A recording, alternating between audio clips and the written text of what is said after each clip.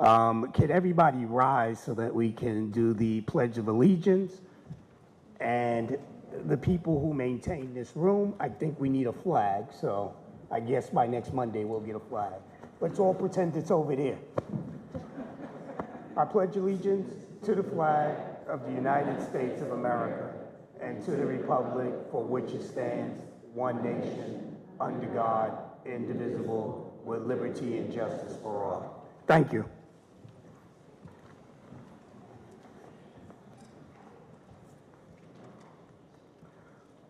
Once again, community, these are brand new microphone systems and voting systems, so I ask for your patience this evening as we proceed through this meeting.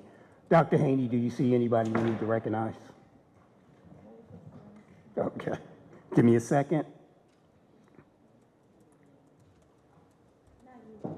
Okay, thank you.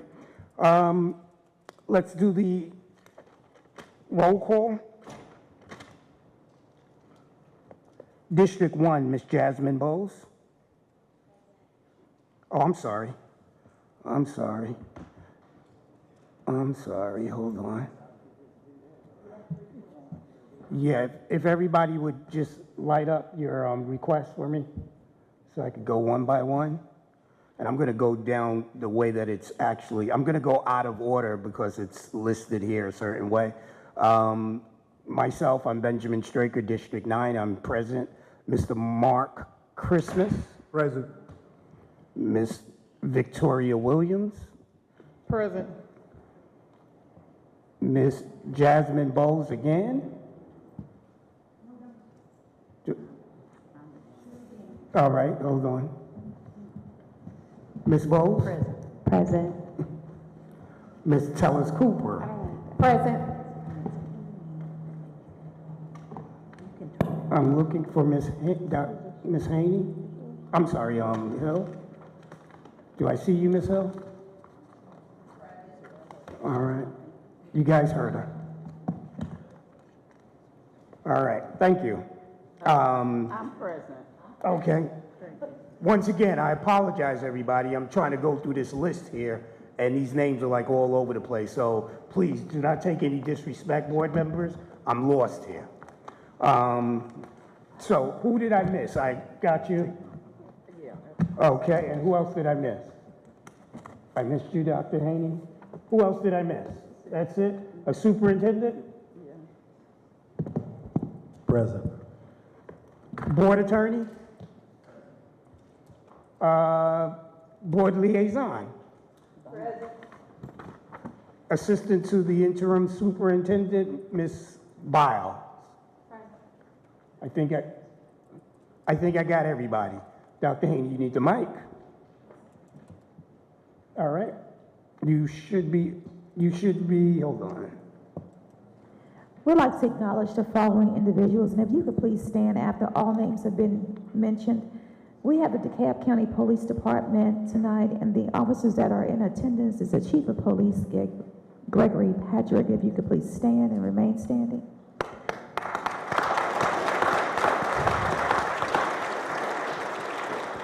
Assistant Chief Tad Golden.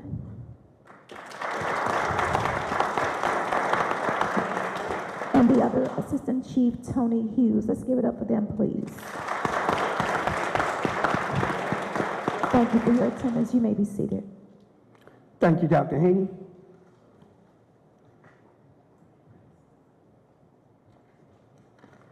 At this time, I'm going to read the ethics statement. In accordance with Board Policy BH, it is the duty of every board member to avoid both conflicts of interest and the appearances of such conflicts. Does any board member have any known conflict of interest or appearance of such conflict with respect to any matter scheduled to come before the board at this meeting or appearing on our proposed agenda?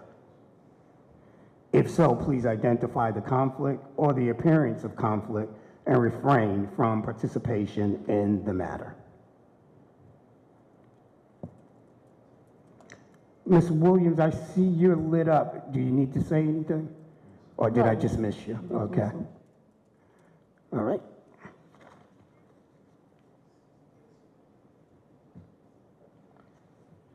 I need a motion to adopt the agenda. Ms. Tellers Cooper? So moved. Mr. Christmas? The motion has been made and properly seconded. Can I get a vote? All right, let's go. I got 2, 4, 6. Myself, 7. I'm waiting for 2 more people. Mary is going right, so I need 1 more. Who am I missing? Coop, did you vote? Okay, and then it's either yes, abstain, or no?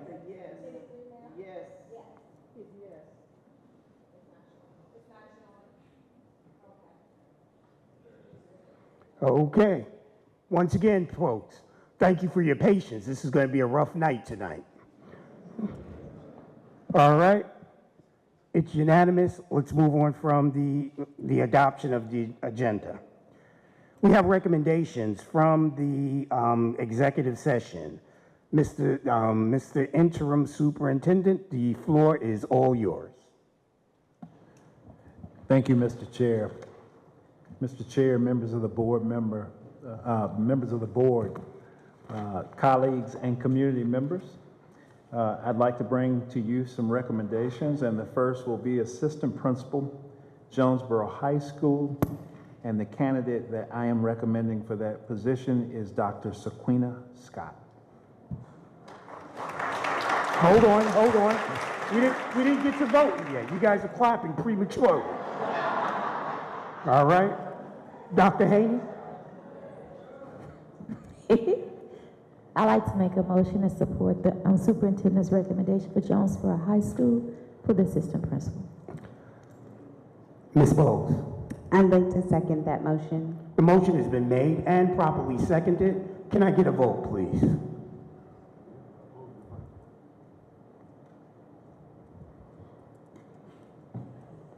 That was the quickest 8 I ever seen. The motion has been passed. Dr. Scott, please stand for us. Where are you at?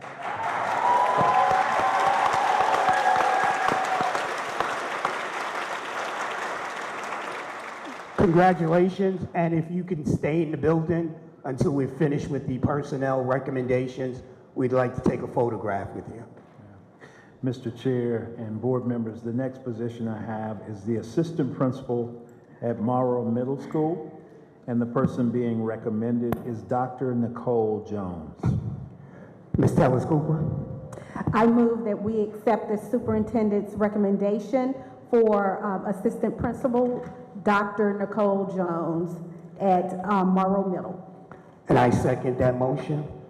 Members, the motion has been made and properly seconded. Can I get a vote, please? Okay, not as fast, but we got them all. Dr. Jones, would you please stand?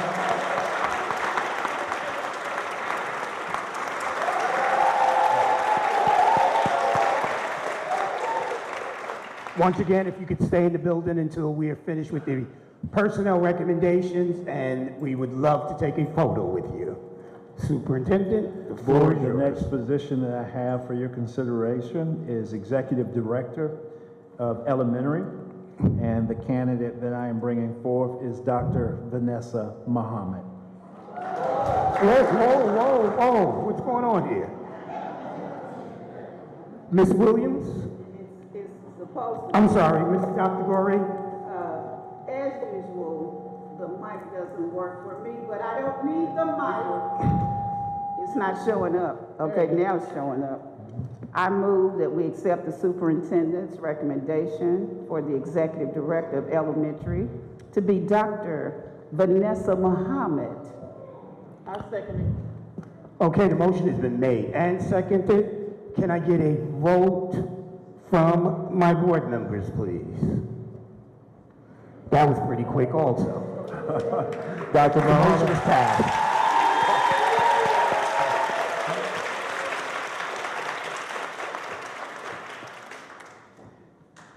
Board members, the next position I have for you is the Director of Career, Technical, and Agriculture Education. And the candidate that I bring forth is Dr. Beverly Holyfield. Dr. Goree. I move that we accept the superintendent's recommendation for the Director of Career Technical and Agricultural Education to be Dr. Beverly Holyfield. Can I get a second? Second. The motion has been made and properly seconded. Can I get a vote, please? All right. That is unanimous. Dr. Holyfield, would you please stand?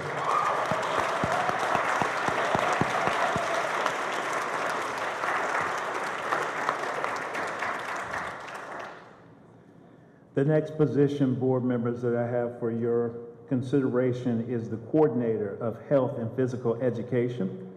And the candidate that I bring forth is Mr. Dorwin Lyles. Ms. Goree, Well, I'll do it without the microphone. it's not I on? move that, Hold on 1 second, please. it's because she needs to turn hers Okay, there off. you go. I move that we accept the superintendent's recommendation as the Coordinator of Health and Physical Education, Mr. Dorwin Lyles. Mr. Christmas, I second that motion. that motion has been made and properly seconded. Can I get a vote, please? It's unanimous. Deacon Lyles, will you please stand up, sir?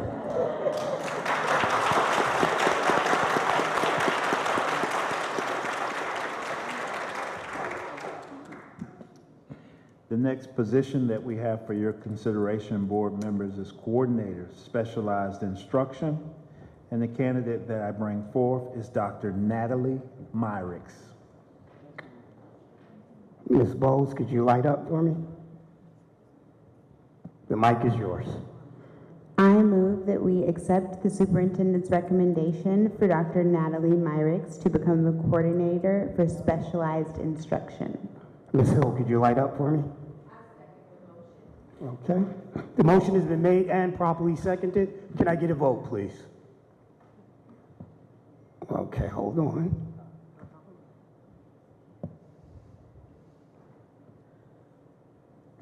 I'm missing one person. Okay, it's unanimous. The vote passes.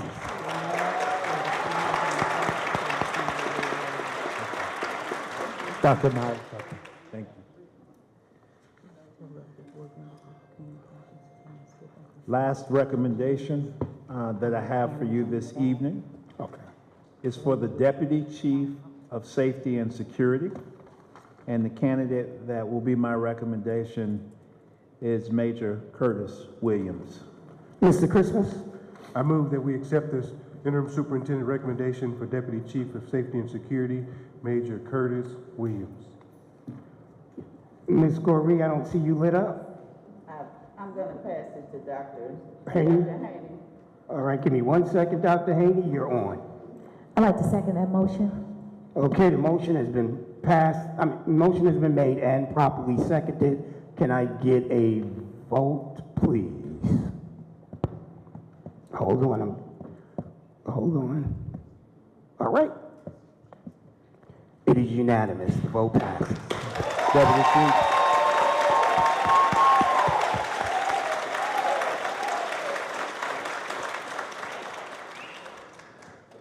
Mr. Board Chair, board members, those are my recommendations for the evening. Thank you so much. I think we have an easement that's on the list, huh? Oh, I'm sorry, we need to take a picture. For all the people who went through today, can you please meet us? You want to do the vote first? The easement and the tribunal. Okay, so we got two more things. Let's not forget, we got two more items that we have to vote on. Let's do those two, and then you guys will come to the front so that we can take our three more items. Then you guys will come to the front so that we can take your picture. Go ahead. Okay, good deal. All right, let's do the tribunal first. I'm sorry, the easement first. Who has that easement? Okay, go for it, Miss. Could you you're gonna describe it? All right. You're on, Ms. Williams. Go ahead. I move that we accept the Georgia Power easement at 2984 Mount Zion Road. Okay, and can I get a second, please? Who's second? All right, the motion has been made and properly seconded. Can I get a vote, please? I'm missing one person. Oh, okay. Yes, it's right in my face here, abstention. All right, so it's 7 yes, 1 abstention. The vote passes. Next, I think we have the tribunal. Hold on one second. Ms. Cooper, you're on. I move that we accept the superintendent's recommendation for employee tribunal hearing 2025-2026-10. Okay, what was that? It wasn't the right tribunal? Okay. Oh, the tribunal, I'm sorry, All right, correction for start the from the record. beginning on that for me. Hold on one second so that we can get it on the record the proper way. Go for it. Hold on. Hit your button again. Your request. I got you. Okay. I move that we accept the tribunal recommendation for 2025-2026-10. Ms. Hill? I second the motion. The motion has been made and properly seconded. Can I get a vote, please? It's unanimous, 8 votes. Okay, I think we got one more thing to go through, and that is a recommendation from the executive session. Ms. Williams, would you light up for me, please? Ms. Williams, you're on. I make a motion that we terminate the MOU between the Clayton County Board of Education and the Clayton County Public Schools Foundation. Can I get a second on that, Ms. Hill? Second. I Hold on one second that. second. All right, go ahead. Second the motion. Motion has been made and properly seconded. Can I get a vote, please? 1 second. All right. All right, we got 7 yes, 1 abstention. Vote passes. I think we've completed the items. Am I correct, Mr. Clem? All right. If everybody can meet us down here. Also, while we go down here, we have one of our interns that is moving to an administrative assistant job at K-Pace. Now, why is that important? It shows you that we are growing our students within, and they're coming back to our system to service us. We couldn't do a better job than that. So we're going to recognize her as we come down also. Thank you.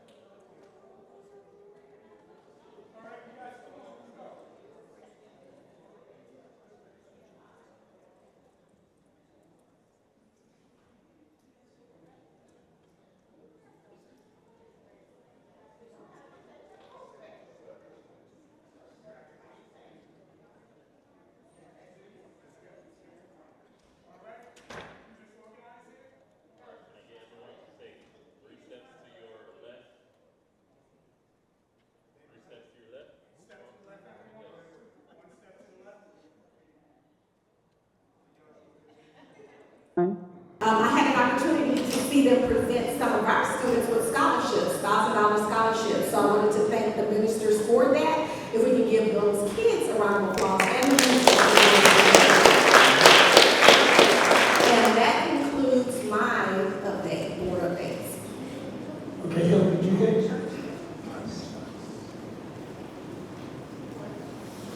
You're on. Good evening, everyone. I just want to extend a heartfelt gratitude to our interim superintendent and our district as a whole in their building mutual trust together.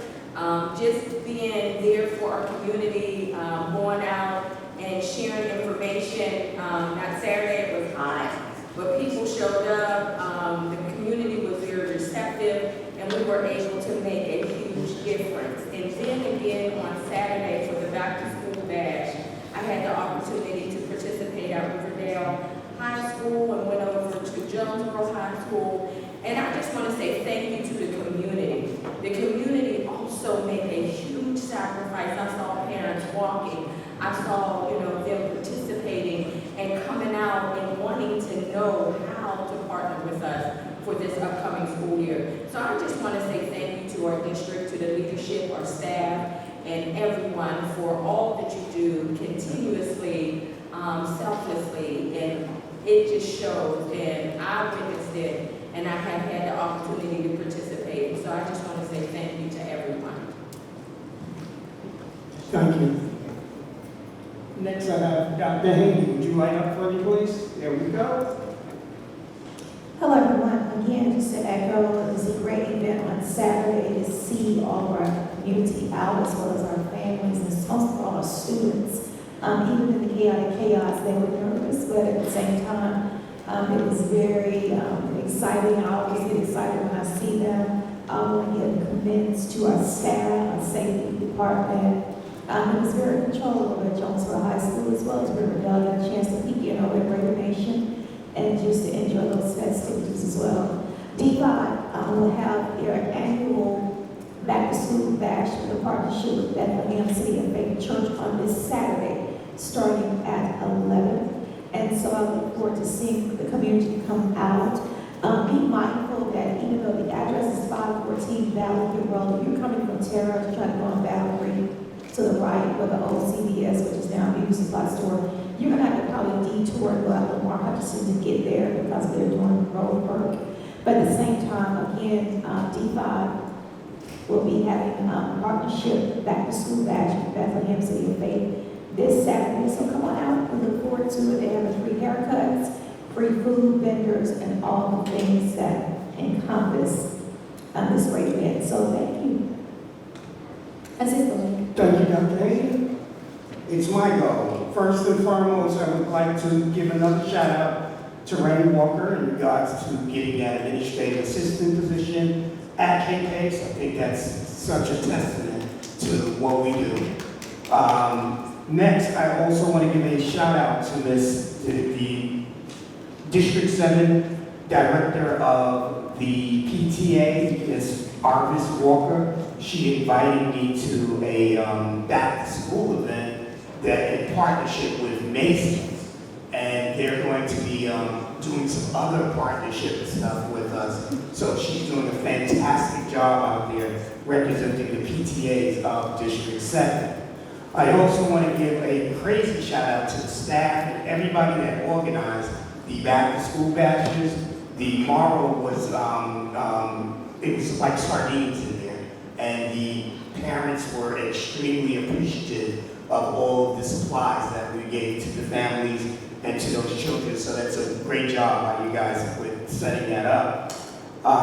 Also, October London, recording artist October London is flying in from LA on August 10th, Monday, and will be doing his first charity golf tournament at the Eagles Landing Henry Country Club.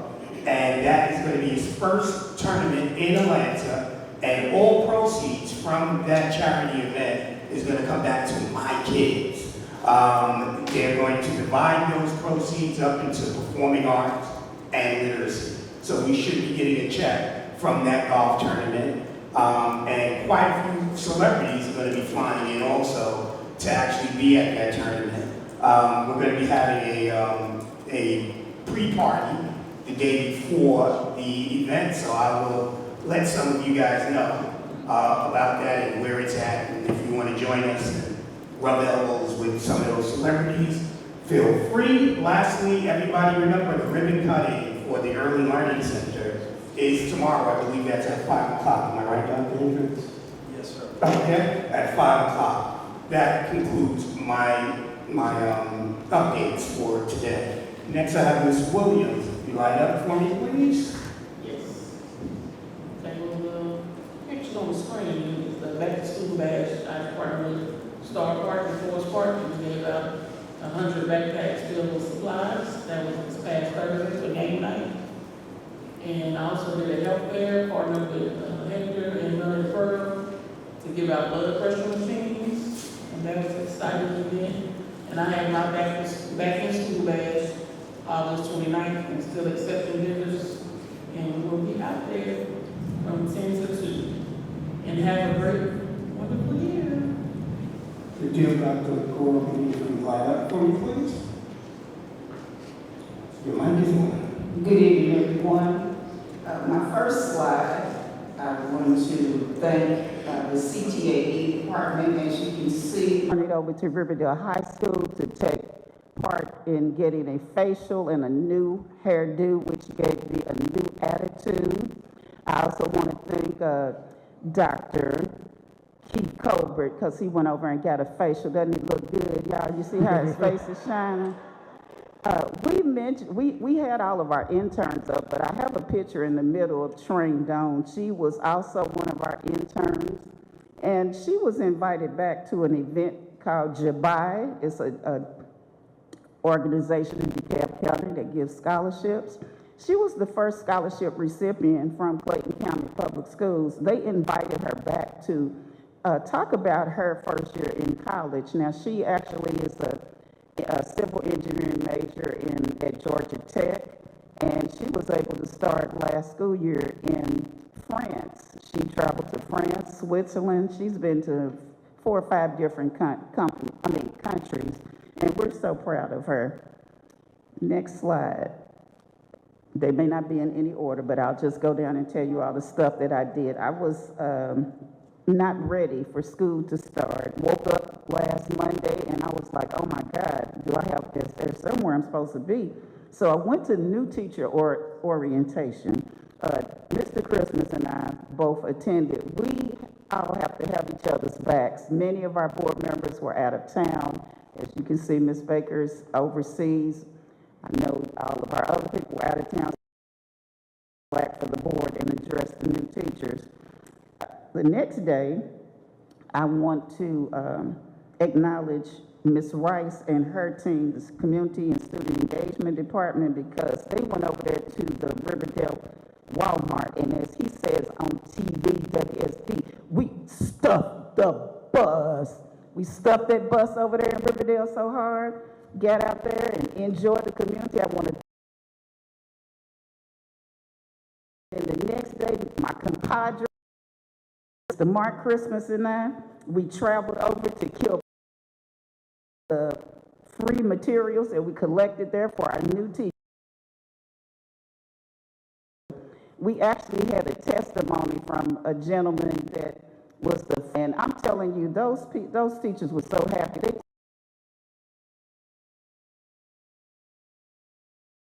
come to an end, and they had so many supplies. And Mr. Chris has and jackets, we had clothing, we had supplies. It was just a beautiful sight. Saturday, we had the back to school bash at Riverdale High School, and that was amazing. Again, I want to thank, I call her the services and all the other departments that made that happen. On my page, you might see a little banter between my 3 high school principals and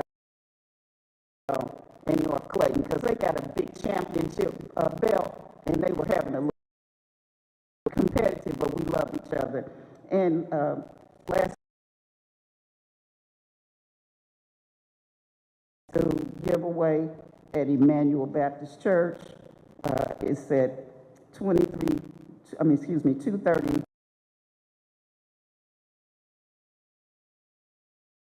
from 11 to 2. And I'm just wishing everybody a wonderful,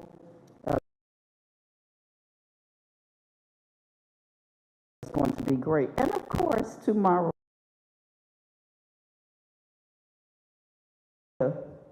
Gorby Early Learning Center in Riverdale, Georgia. It may not have my name on there, but I might have my own sign tomorrow to stick it in front of the place. Come over and join me, please. It's good to see your work come to fruition. Mr. Christmas, if you light up for me, please. Our employee's been here all morning. I still think this is a waste of time. Ms. Bowles, if you light up for me, please.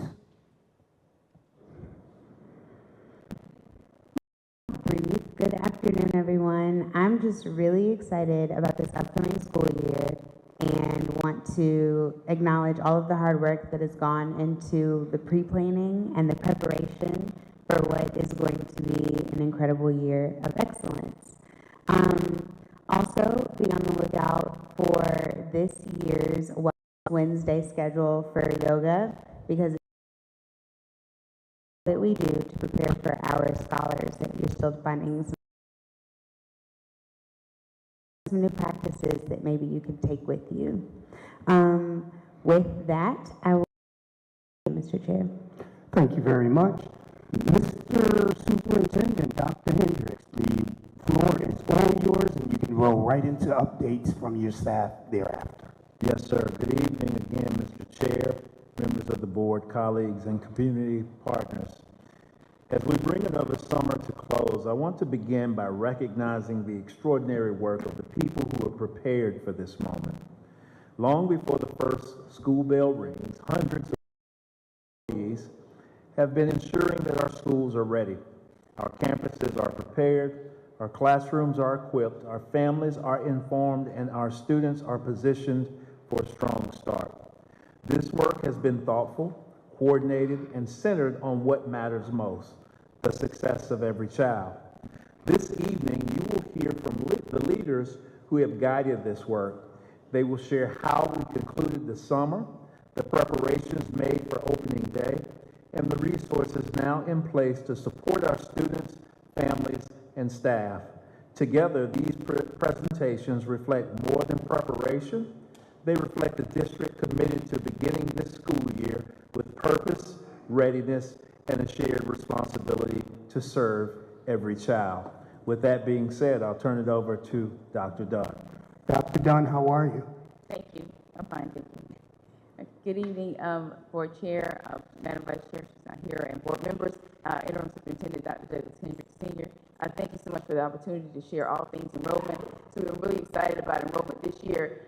Trying to make sure that we reach as close to 50,000 students as possible. And so I believe that we are on an upward trend with that. As of today, we have 47,184 students, which is an increase of about a little over 300 students since we began tracking it on July the 13th. So we're really happy about that. We contribute that to our efforts beginning in June throughout the summer with our satellite locations, and then transitioning over to at the school sites beginning on July 27th, today basically. And then we're also offering evening hours for our parents to have the opportunity, those who work, to come in the evening until 7 o'clock to enroll in school in Clayton County Public Schools for the 26-27 school year. We will also be at Light of Joy Church on Wednesday. We'll arrive at about 5:45 p.m. to be there to greet our families and to hopefully enroll as many kindergartners as possible, all students, because of course we want to reach the goal of 50,000 students to begin the school year out successfully. So we thank you, Ms. Hill, for helping us with that opportunity to be at the church on Wednesday. We appreciate that. And then also, again, when we offer opportunities like this, that's on-site support. So that means that we have representatives from the registrar department, registration, to be on-site to provide parents with side-by-side assistance, walking through the online application, document uploads, etc. Because again, we want a seamless enrollment process and ease of access to the application, so that it's ongoing and the support is live and is viable and has been working, as evidenced by the increasing enrollment and upward trend.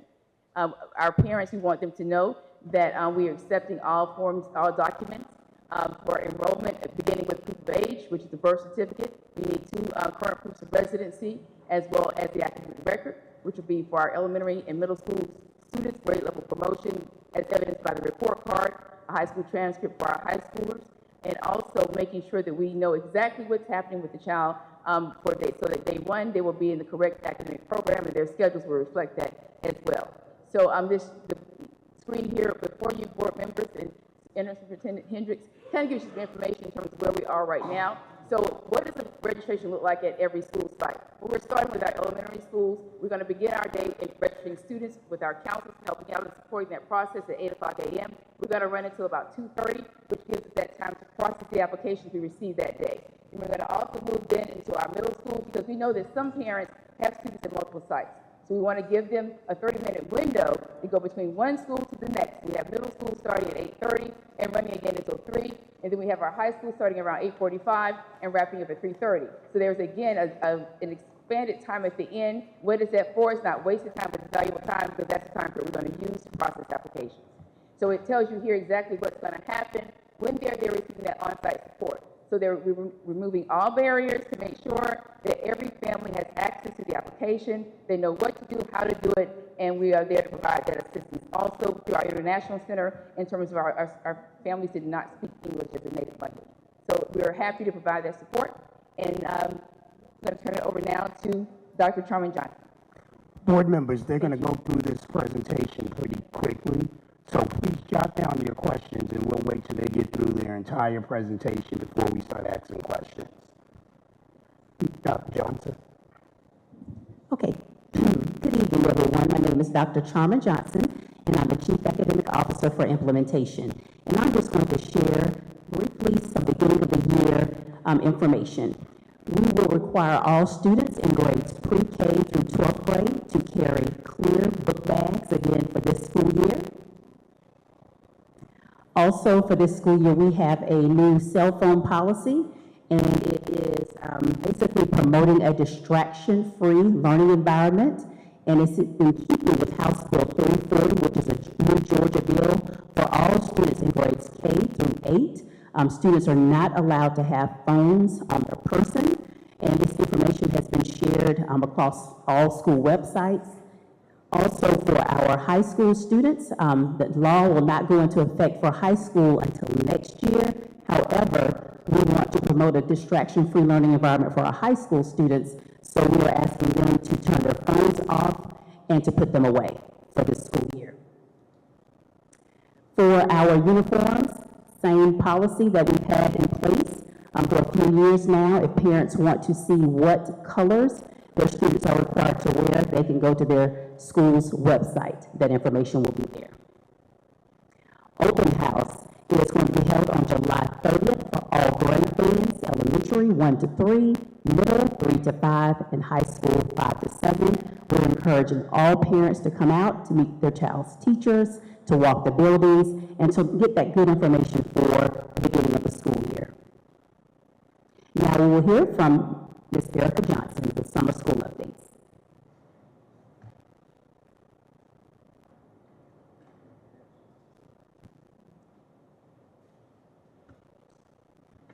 Good evening. Mr. Chair, members of the board, Interim Superintendent Dr. Hendricks, and community members. This past summer, Clayton County Public Schools offered 9 different programs, summer programs for our pre-K through 12th grade students. We did notice that the attendance was consistently below the enrollment, but we did also note that those students that attended regularly made gains in both reading and in math. In ELA, our gains were about 20 points, and in math, the gains were about 22 points, an increase from the pre-test to the post-test. We were also able to reduce our cost this school year by $146,000. We did that by consolidating sites. Last summer, we had 7 sites. This past summer, we had 6 sites. So some of the recommendations for next school year would be to continue on-site registration. When we did on-site registration this year, we had an additional 1,000 students, so that was great. But promoting consistent attendance is something that we definitely need to focus on and engage our families in making sure that students attend. So the cost for summer school this year overall, or our summer program, was about $1.4 million, which is definitely a decrease of about $146,000 from this past year. And this last slide here shows the increase in math scores by about 22% for all students that took both the pre-test and the post-test in math. And there was an increase of 20.77% for all students that took both the pre-test and post-test in ELA. And at this point, Dr. Lee will be coming forward. Good evening, how many more presenters do we have? How many more after you, Dr. Lee? Chief Walker and Dr. Ratcliffe. Okay. Presenters. All right, go ahead. So good evening, I am Dr. Ebony Lee, Chief Academic Officer for Design, and I'm excited to share a few tips with our families and our caregivers. We are fully ready for day one. We're excited to welcome all of our students to a new school year. And as we all know that when parents and caregivers partner with us in the process, we can ensure that we create those and grow those seeds of greatness. So I would like to emphasize the 5 Ps of student success for all of our parents and caregivers and families. Day one, we want our students there. This week, we're training 3,223 teachers and our academic priorities, equipping them with the resources. So we want all of our students to show up on time, ready to learn, which brings me to number 2, prepared. Parents, caregivers, we want our students to show up with their supplies, their resources, but also with the right mindset. We often hear our interim superintendents emphasize that school is a very important place. We believe in our students and they can do it. So we ask our parents to join us in that affirmation each day, reminding our students of the importance of being prepared. Number 3 is really critical. As we start the year, August 3rd, all the way to May 26th, we want our students to engage in daily practice. Just like athletes have to practice, musicians have to rehearse, our students need at least 30 minutes of focused practice studying and reading each evening. Number 4, monitoring progress. Families, caregivers, check what you inspect. Ask students about their homework. Be sure we're logging into the parent portal. If you haven't been into the parent portal, when you attend open house, you'll find information of how to access it, and you can monitor your child's grades, attendance, test scores, etc. And then participation, being involved, staying connected as feasible. I would like to emphasize that beyond open house is curriculum night, which occurs in September 3rd for elementary, September 10th for middle school, September 17th for high school from 5 p.m. to 7 p.m. And this is the time parents to really know the plan, know the plays to help our children win. So when you're meeting with the teachers, you can find out what are the learning expectations, ask questions about helpful resources, and more importantly, or equally important, think about ways to get our students involved beyond the day-to-day. We have the science fair, social studies fair, spelling bee, etc. So curriculum night is just a wonderful time for our families to know the plan and also to know how your school communicates if you have questions. Okay. And finally, we have a host of parent trainings occurring throughout the year. Please visit our website. This particular slide emphasizes our pre-K, early learning, and elementary trainings that occur. Board members, this concludes the parent tips and training opportunities. Thank you. Board members, remember, please jot down your questions so that when we get to the end, you don't lose exactly what you wanted to question. Good evening. I am Dr. Shanice Ratcliffe, Chief of Student Support Services. And what we want to share this evening is, as we are preparing for the school year, Student Support Services stands to remove barriers. We want you to be aware that as you are enrolling your students, families, we have opportunities. If you need your vaccinations, we have our school-based health clinics that are located at Huey Elementary, Lee Street Elementary School, and North Clayton Elementary School. So if you can't get an appointment at your local doctor or the health department, Clayton County Public Schools stands ready to get those vaccinations so our students could be ready to start offer opportunities for mental health services and community engagement. As we are getting ready to start the year, we know that the school system works within many, many systems. We collaborate with our local Clayton County partners as well as our metro partners. This comprehensive resource guide serves as a resource to our families to access, whether it's housing, healthcare, a plethora of resources that are available to our community. It's at your fingertips 24/7. So please utilize this. We are here to support as we remove barriers. Chief Walker.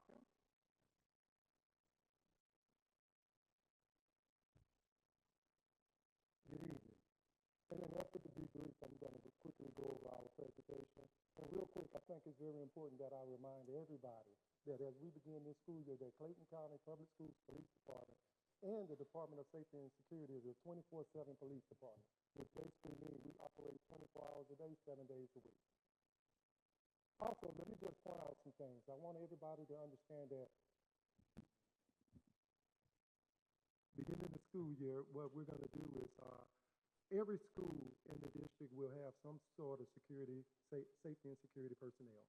Beginning at the high schools, we will at least have 2 SROs, school resource officers, at every high school.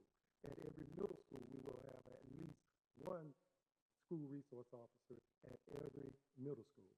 At the elementary school level, we will have security personnel, being whether or not it's Clayton County School Safety and Security personnel and or third-party security, as well as school resource officers checking in on those locations on a daily basis. So all of our schools will be covered. Lastly, what I do want to point out is that Clayton County Public Schools Police Department and Department of Safety and Security has a great relationship with our external partners. We have a great relationship with Clayton County Police Department, Clayton County Sheriff's Department, and as you saw tonight, we have a great relationship even with police departments outside of Clayton County, the DeKalb County Police Department. Thank you. Thank you, Dr. Walker. You guys snuck another one in there. Go ahead. Yeah, go for it. Good evening, Board Chair, Board members, Dr. Hendricks. This is just a little update on what's going on with our heating and air conditioning and our landscaping. We have right at 5,000 units in the district, 5,000 air conditioning units. As of the time this was presented, we had 1,156 units that were under question. We've reduced that number now to 850 units. We continue to work on that and expect to have the number significantly less than that by the end of this week. We're doing assessments, we're using outside sources, whatever we need to do in order to get that up and running. In regards to the grounds, we do have some of those subbed out to other landscaping companies, 20 of our campuses. We are servicing the remainder of the campuses, which ends up being about 65 that we're doing.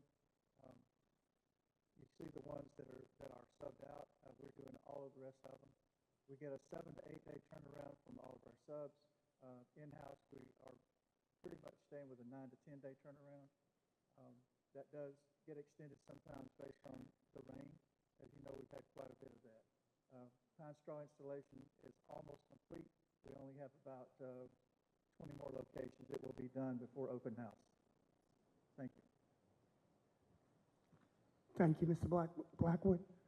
Okay, let's light up the board with questions. I'm going with Ms. Tellis Cooper first. Okay. Light up again for me. Okay, a couple of questions. I know last year some of the campuses had extra clear book bags on supply. Will those be available for maybe students that were not able to get the book bags?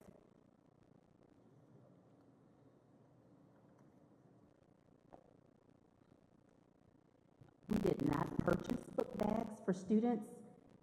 However, I know that some of the back-to-school activities, and they've had clear book bags, but we did not purchase bags as a school district this year. Okay, thank you for that. The next question is about the summer program. I think I heard something wrong or I wrote it down incorrectly. So did you say that 1.4 million, it was an increase? No, okay. No, it wasn't yeah. an increase. That's what we spent this year, which was less than what we spent last year. Gotcha. Okay, that's it. Oh, okay. That was quick and easy. I just thought I heard some. And the last, well, no, I got a couple more. Student services. The information that you presented,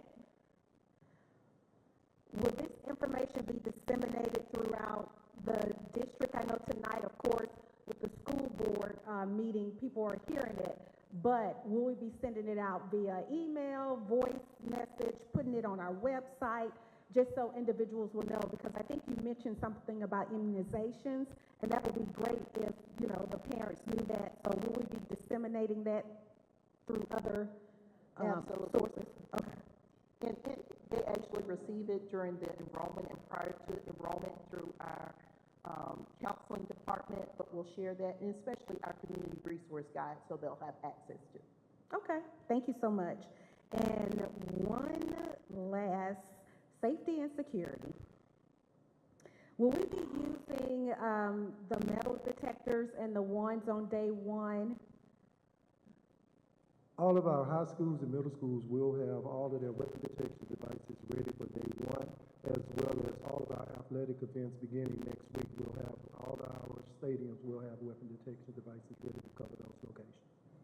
Okay, and we've checked to make sure that everything is up and running properly? Yes, we're in the process of doing that now. A lot of schools are closing out a lot of things that they did during the summer, so a lot of machines are having to be placed back together. However, we've already did a preliminary check, and our devices are ready to be placed in position, and they are operational. Thank you. You're welcome. Ms. Bowles, your mic is on. Okay, I have kind of a short-term. I'm going by the lights that's lit up. Board members, as the lights are lighting up here, I'm actually looking at this board. I'm not looking left or right. I'm looking at who's next on this board. So I apologize, Ms. Bowles. So as you light up here, I just see Dr. Haney come on. So she's going to be the next person that's being called. Okay, continue, Ms. Bowles. Dr. Hendricks, I have a short-term and long-term question for you and the team, and it is about HB 340. So I'm excited and encouraged to see that we're implementing HB 340, which is about eliminating cell phones in grades K through 8. And I remember when all of these decisions were happening at the Capitol and coming and giving updates, but one of the things I remember most was the hearings where like students would come and say why or why not, and et cetera. Same thing for educators. And one of the things I remember being raised was about after this bill is passed, how will we ensure that the burden of discipline doesn't automatically fall on teachers to now become, you know, the phone police, if you will. So my question, I say it's a short-term and a long-term question, because what I see for K-8, the entire state said, hey, no phones K-8. I want to hear what the plan is on a school-to-school level, right? We're here at the district on a policy level on implementation. What does this look like, K-8? And then we're being proactive. This is another kudos to the district. We're being proactive about the 9th through 12th graders, because that's not even legally expected until next year, but we're saying, if you're going to bring it, turn it off. How will you know? Who's going to say what's off, what's do not disturb, what's this, what's that, and how do we ensure that there's just not a cue of discipline in this way? And if we don't have the answer, that's okay too. For somebody to say, that's why we're doing this early, we need a head start for next year. But there are products, there are things, like when you go to a concert and you lock your phone away, there are all types of these things that we can use and need to get a head start on. So short term, what's our plan? K-8 and 9-12. K-12, and then long-term, what does this look like so that our scholars just aren't in a perpetual queue of this is looking for something we can help them with. And before Mr. Farmer answers, and we'll let him do the technical answer, I want to make sure that this is a great opportunity for parents to partner with the school. Grown people should be able to tell children what they're going to do and what they're not going to do, and that happens. This is the law now, right? Or it'll be the law as of next year. It's already in place in Clayton County Public Schools for middle schools and elementary students. And to be quite honest, it's in place for high school students as well. We expect those phones to be up, and then it'll be a legal matter in terms of the phones having to be up, because from bail to bail there are no phones. Great opportunity for parents to partner with the schools and for us to have a common understanding. But we have been working on this issue and making sure that we plan well. Mr. Farmer. Good evening, Board Chair Straker, Interim Superintendent Dr. Hendricks. We formed a cross-functional team, not this past school year, but actually 2 school years ago when this first started being announced. So we've been working on this and planning up until this point. One of the major things during our cross-functional team is we did look at storage options. Unfortunately, the cost of those options outweighed the need for our school district. As a matter of fact, I also spoke with several other leaders in other school districts about what they were using. Some of them were using off and away, some were using lockers, and some actually purchased pouches to store their electronic devices in. For those school districts that we spoke to that used pouches, they eventually went away from them because of the cost. It's not just the initial cost, but also the cost of maintaining those items and getting new refreshments every single year. Also, when you give out pouches with storage devices, it causes an operational situation at the school that delayed the start of class times and delayed this. Who were not using external devices, were using, which is what our middle schools will use next year. Each student will be assigned a locker, and then for those schools who do not have enough lockers for all their students, because we do have a couple of, each homeroom / first period and a locker to store the phones in that they collect. So for those middle schools who have enough lockers, the students will store their own semester. For those middle schools who do not have enough lockers for each student, a locker assigned to them, and those students' phones will be stored in their homeroom locker and then retrieved at the end of the day. Our middle homeroom will either be right next to their classroom or across the hallway from the classroom of their final period of the day. But in elementary schools, it's going to look a little different because they do not have lockers. They will have a storage device in the form of a file cabinet, a closet, or a desk that locks the phones inside those classrooms until the end of the day.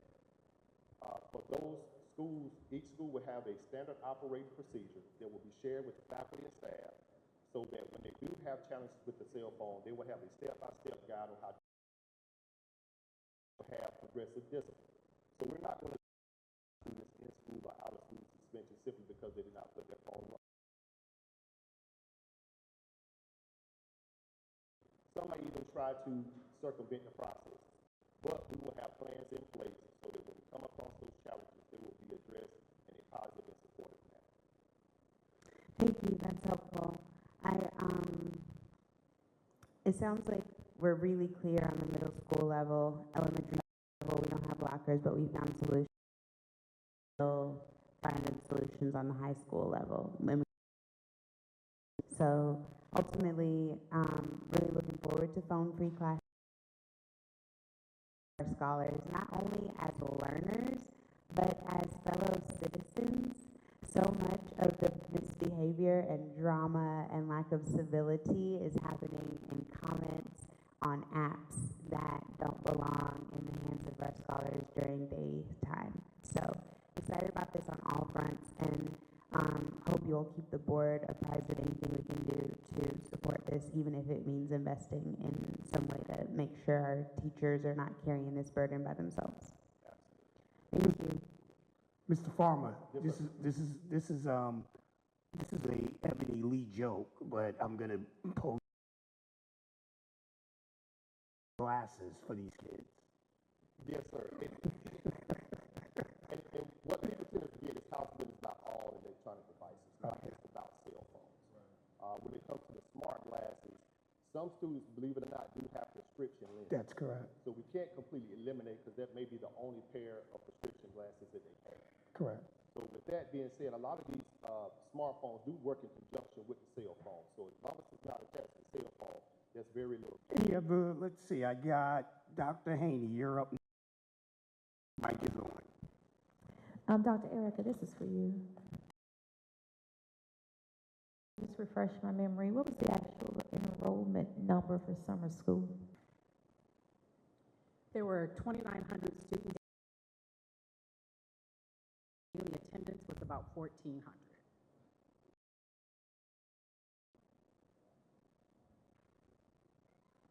Okay, that's what this is for Chief Walker.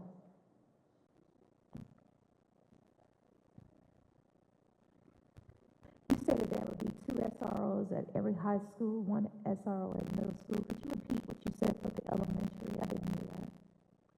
So for the elementary schools, we're going to have campus security officers. All the elementary schools will have a combination of Clayton County schools as well as the third-party campus security. So we're trying to secure the RFP for in order to finalize security personnel at them. Okay, with that being said, are we fully staffed with CSOs?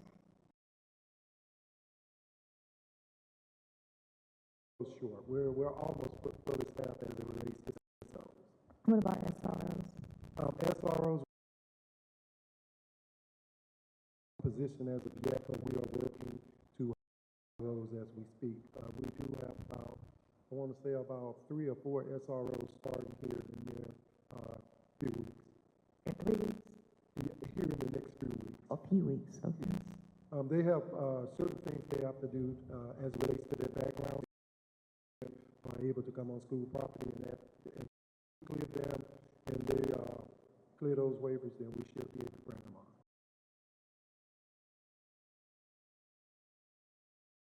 This will be offline. Another question for the maintenance department.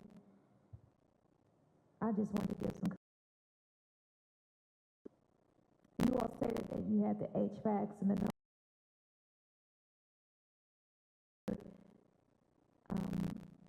are you just like repairing them, or are they new HVACs and going in place? Could you just elaborate? Because I mean, over the summer I was getting calls that, you know, I know you all hear the calls of saying that the HVACs aren't working. Was that in my passing in the district, particularly as when I know that they were doing some, give us some clarity on the HVACs. Coming into the new year, it's like every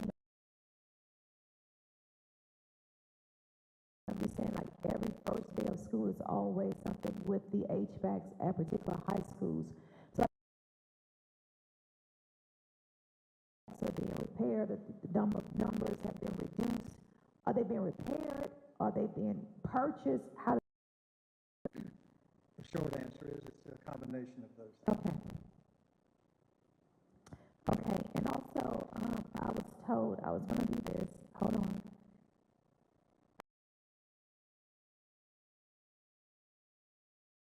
People send me things, and it's for the good.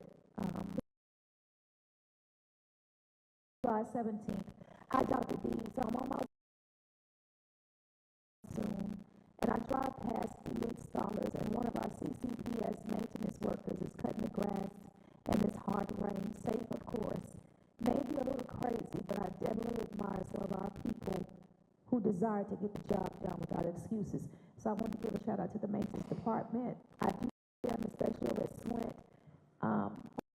Sometimes stop by, just give them I know they're taking care, but I do want to give kudos to the maintenance department. Thank you for the kind words and for the water. That's coming out of Dr. Hill, but I did want to give kudos to them. If you all noticed, I don't know if they had it at all the schools during the back-to-school bash, but over at Jonesboro High School, they did wrap a bus or so with the literacy. I'm not sure if anyone noticed that, but they did have that. So I did want to bring that out and just highlight some of the good that's going on, and some of the parents did notice that. So that brought up a lot of attention to. So That's all I have. No bus driver vacancies.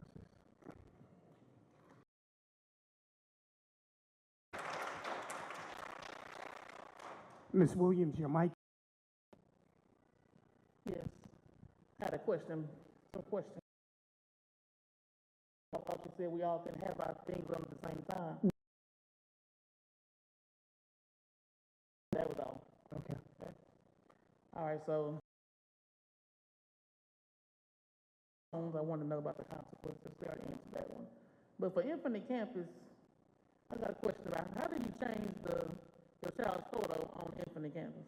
Because my son is 11th grade and I still have his kindergarten pictures. Is there a way? And I had other parents ask me that too. I'm just curious, is there a way for the parents to change their photo on there, or is there not a way for that?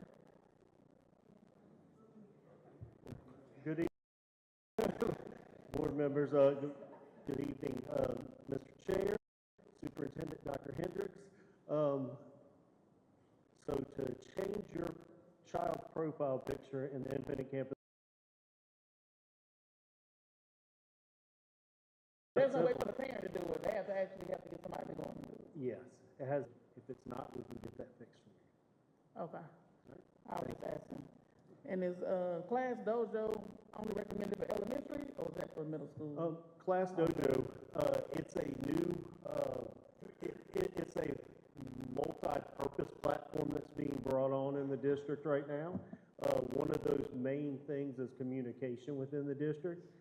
It is going to be used at all elementary and all middle school locations, and then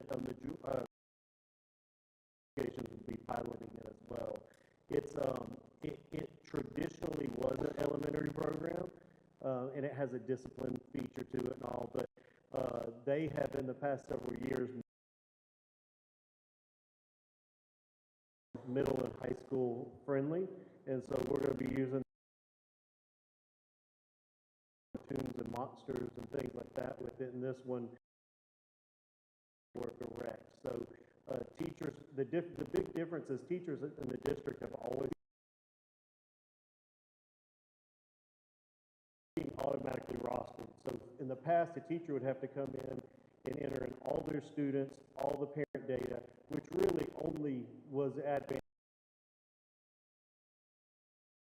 School teacher or high school teacher will come in and all their students will be rostered, so they'll be able to communicate with parents via that way.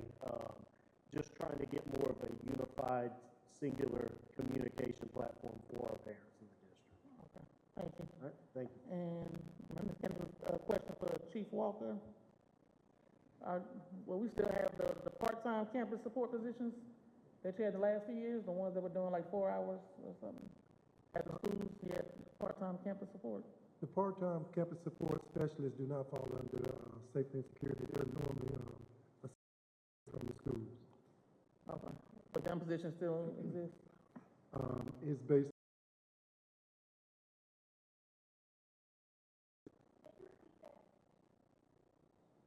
She asked whether or not the question. Let me make sure I'm clear. Support, it's like the 4-hour position I know we had at one. Department of Safety and Security, so they fall under the schools. So it is the school's responsibility to assign individuals to those positions. Okay. I thought it fell under you because I thought they were kind of like your internal lookout or something, you know. That's what I thought they were. Okay. Okay. Thank you. Board members, let me be clear. You can light up at any time. You just can't speak all at the same time. That's what I was saying during the updates. Next is Ms. Sabrina Hill.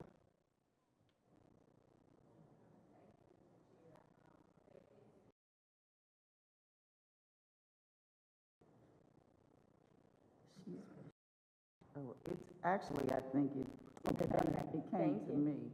All right. So Which one of you want to go first? Would you just yield to her for a second? Thank you. Go ahead. You called her back.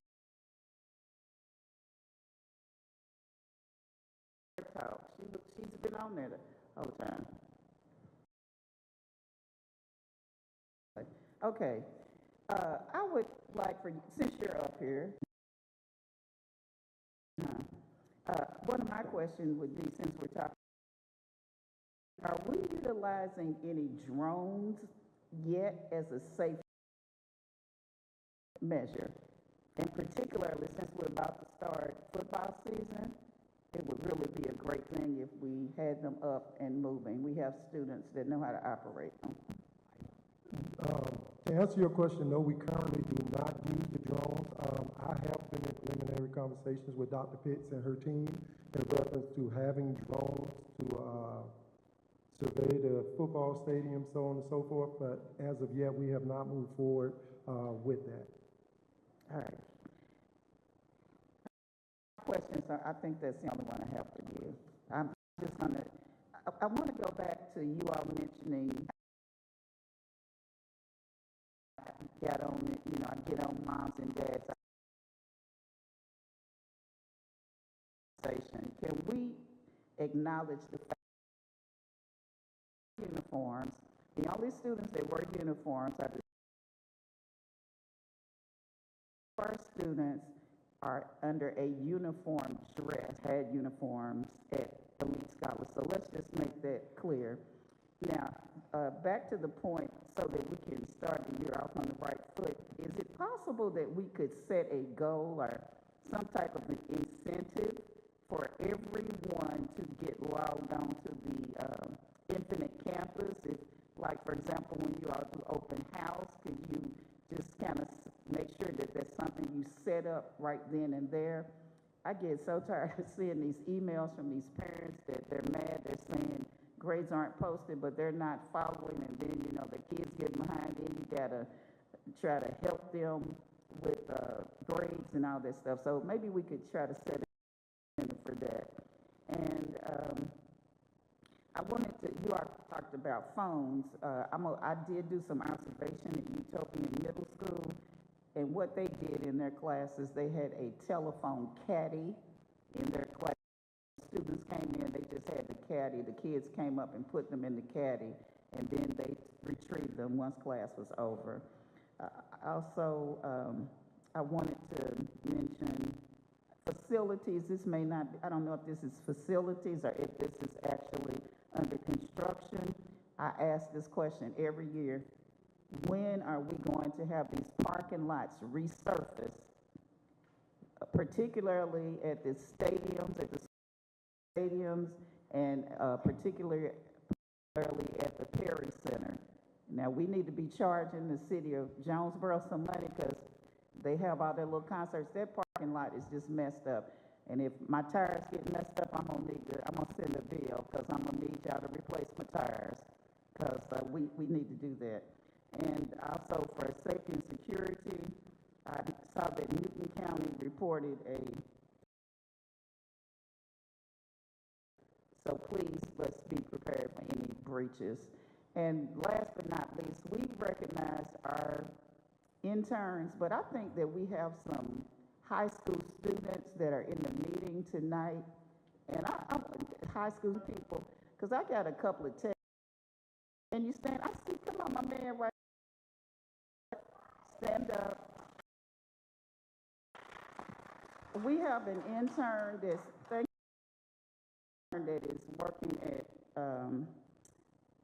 and I just want you to, I'm so proud that our young people are getting involved with their community. And of course, to me, trying to ask me what's really going on and help come out with some information about that, because surely we don't need our high school, our middle school, our elementary school surrounded by those big old centers. And so anyway, that's basically it. I want to thank you all for such a great report, and looks like we're ready for day one. Ms. Hill, you're up. Hold on 1 second. You're on. Yes, thank you so much. Chief Walker.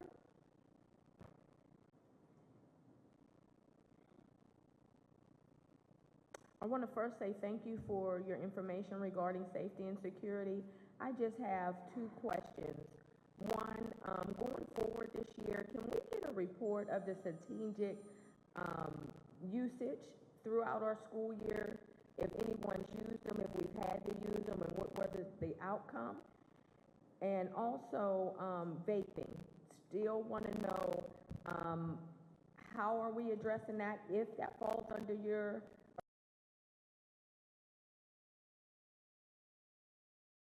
schools? And if I understand correctly, metal detectors are not picking up these. What are we doing to address that in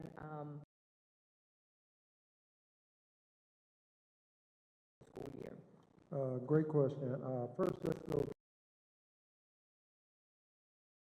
Department of Safety and Security does not try to be a pipeline to prison. So we don't primarily focus on vaping. As relates to the weapon detection devices, it's designated to try to find weapons, not necessarily the vape pens. However, we do actively get involved. Vape confiscated from a student on school property. District and handle certain types of discipline as it relates to vaping devices. Need to be addressed to our interim superintendent. Last school year, I had several parents to call me concerning vaping. Happening in our schools, it was happening in the classrooms, it was happening in many places on gravely concerned. A lot of them called me because their children have been, and I just want to know, as a school district, how are we addressing that, and what can we do to strengthen the awareness on vaping? Well, first, assistance of parents as it relates to issues, and I think we even talked about this, and I'm very thankful for the parent that you're talking about for stepping up and responding and soliciting help. I would ask that parents continue to do that. Children shouldn't have vape pens at school. They're smoking at school. And so that we ask parents to make sure that children are not engaging in such, that they don't have these devices. It's one of the ways that we can, get their assistance. If others will work together to see if we can't get the children help. This children who have a problem, as it is working with the parents and getting children help. So we'll be working to solve these issues by way of meeting with parents and seeing what outside resources or even inside resources we can use to get children to stop smoking. Because again, I want everybody to know, when children are vaping, when people are vaping, they're smoking. And it's not healthy. If you look at the research, it can be in many cases worse than smoking cigarettes and other things. And so, we're going to respond to any deed that's done that's not supposed to be, but we're also going to look to help when children are making that particular mistake. And we ask those things when grown folks got to first tell children what's going on and what they're going to do and what they're not going to do. And then when it happens anyway, grown resources. And so we aim to do that in every situation. Thank you. And Chief Walker, is it possible to get the report for staff? Yes, I could work with Mr. Thompson and his team in reference to my reports as it relates to the strategic alerts. But let me also test programs in reference to testing for vape devices on school grounds. Anytime a student uses the vape device in the restroom, and because of this format, I won't tell you what schools are actually piloting the program, but we do have some pilot programs that are testing the schools to check and see if we can find out whether what location students are vaping in. They seem to be working fine, however, we have not this program as of yet. Thank you so much. And then my next question would be for Dr. Ratcliffe. Following up on, as Dr. Hendricks, children for those who are vaping. What are we doing for mental health, and how are we supporting our students? Absolutely. Yes, we are still doing SEL. We also services through our Spark program, where schools are able to do referrals based off of the need that is identified within the need of the student. Can you tell me what SEL looks like in our classrooms or in our school district? Absolutely.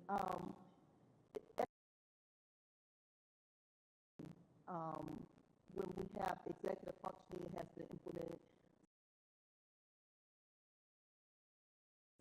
to 2-3, which provides opportunity for really understand the choices they are making, being able to think about the making. When we talk about SEL, it's really incorporated through our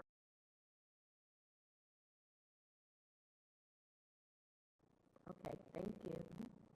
And just in closing out, I just want to do a community reminder that tomorrow, July 28th, is a voting day for the late David Scott. Is a voting day. Thank you. Mr. Christmas, thank you so much for your patience. You're on. Thank you, Mr. Farmer. I'm sorry, hold on. Discipline, Ms. Bowles was asking you about discipline.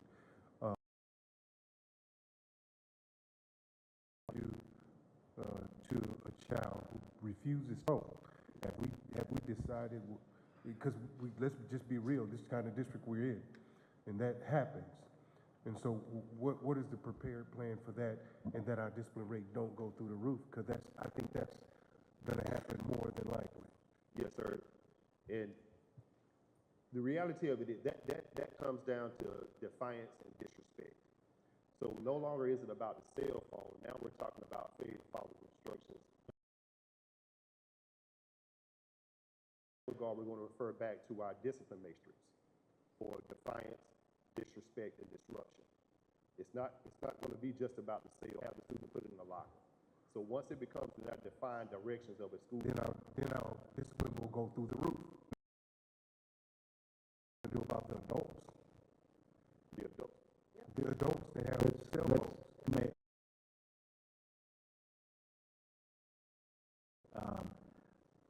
No cell phones is not a matter of preference by CCPS. This is now law. It's going to be law as of next year.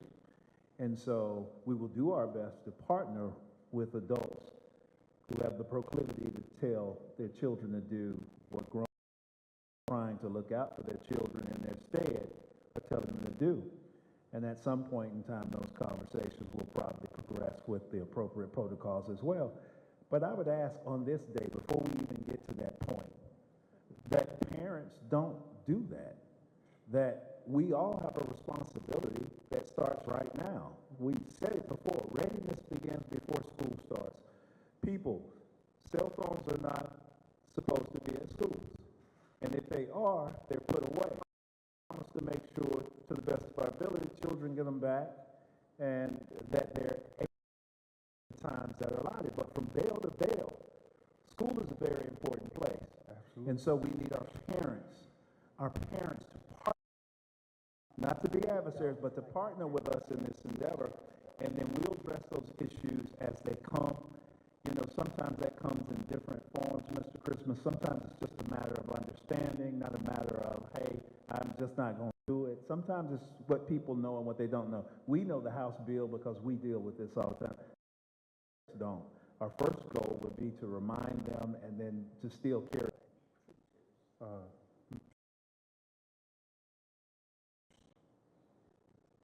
In their cell phones. Specifically address teachers, but I do know that there's expectation for professionalism when it comes to teachers and their cell phone. So at no time has it been okay for students and teachers to use their cell phone. Yes, sir. And let's just get back to the point of what's appropriate in professional behavior, right? We ask our teachers to stay professional, not just with cell phones, with all things. And I think the greater majority of them do a superior job at that. For the people who do that, and we will address that as we address all things, I would hope that it wouldn't keep being a problem. I would think that most reasonable people, when you say, hey, we've got a job to do, they would focus on that job And I believe that's going to happen with the majority of our teachers. But when it doesn't, we're going to approach it. If it happens with a bus driver, we're going to approach it. And so not letting things fester or go on is going to be our first protocol, but we're going to have the right conversations and the right. Question for you, Mr. Farmer. Is it in the student handbook? And, the House bill fully supports what's already been in policy for years. I want us to be clear. Thank you. Mr. Blackwood, I got one question for you and I'll be done. Student handbook. I appreciate you giving us the numbers on the HVACs, but you said there are still 850 HVACs that need to be fixed. Will they be fixed before school? I can't promise you that all of them will be. We're working with contractors as well as our people, including working a lot of overtime to accomplish this. We are limited occasionally with the aging infrastructure that we have. A lot of these units, I call it duct tape and baling wire sometimes because the parts are not available anymore. So we piece them together where we can. And when the HVAC system is, are we bringing in the portable air conditioners? What do we community hear that? I don't want them to think that we're going to leave children in hot situations. We have things that we're going to do to make sure that we have had occasions where we had to rent large units, but we do have portable air conditioning units, probably up in the neighborhood of 280 to 300 of those units. We go ahead and install those. Okay, well, you know, on day one, I try to hit every one of my schools. And if it's hot in there, y'all will be getting calls. Yes, sir. We understand that. Thank you so much.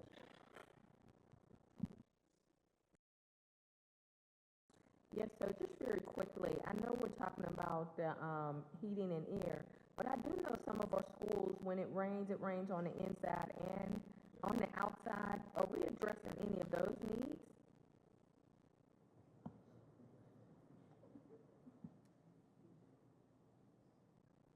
We absolutely are addressing those needs as they come up. We have replaced quite a few roofs, Ms. Hill, smaller sections of roofs where that's happened.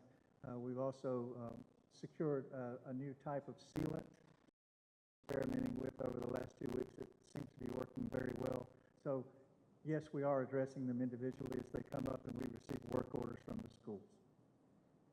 Do we by chance have a list of those schools that we don't have to wait for the administrators to contact us, but we already know this is an existing problem that we can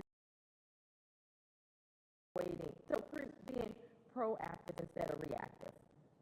to have an idea of where all these things are in full disclosure. It can happen anywhere at any time. Those things happen, but for the most part, we know where they are now. I can't tell you where they are tomorrow, but we'll be ready.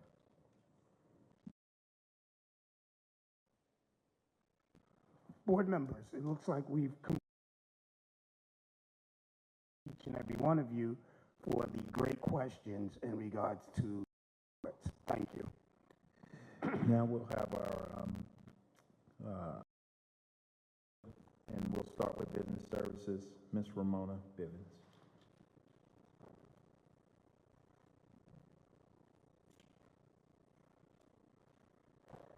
Team, I ask that you remember our 2 H's as you come up. High level and hurry up. Yes, sir. Hi, good evening, Mr. Chair, board members, Interim Superintendent Dr. Hendricks.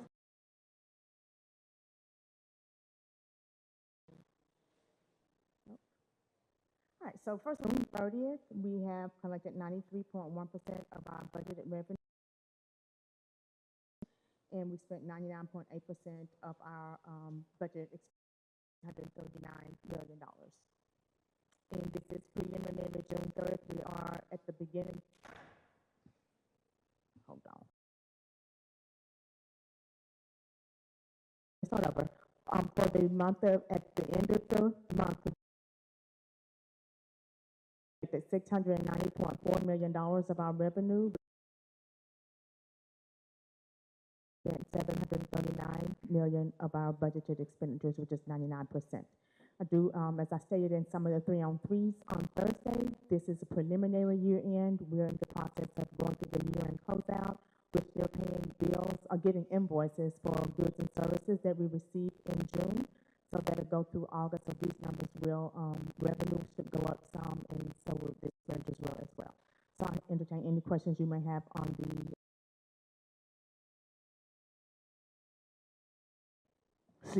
Seeing none? Next, we have the SPLOST revenue report. Next. So the first budget amendment is from the American Lung Foundation, and this amendment is to accept grant funds from the Vaping Awareness Campaign in the amount of $6,340. This will increase the general fund budget for 2027 by that amount.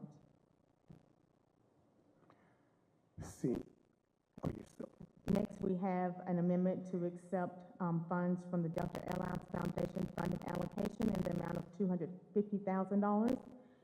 And these funds will be used to expand student workforce development opportunities through the Creator Studio, career readiness experiences, industry engagement, and workforce. Next, we have initiative from the Georgia Department of Education in the amount of $4,000. This will increase the general fund budget by $4,000. And the final budget amendment is to adjust the federal in the amount of $2,486,400 attached to what was in your board packet, listing of each of the individual grants, the amount for each one of those grants. So any questions on any of the budget amendments? Any questions in regards to the budget amendments? Seeing none, you can move forward. The month of June, we received last year of $5.6 million. And just as a reminder, there is a 1-month lag in the collections. This is funds that are collected in the previous month, but we get it in another month. Questions on that?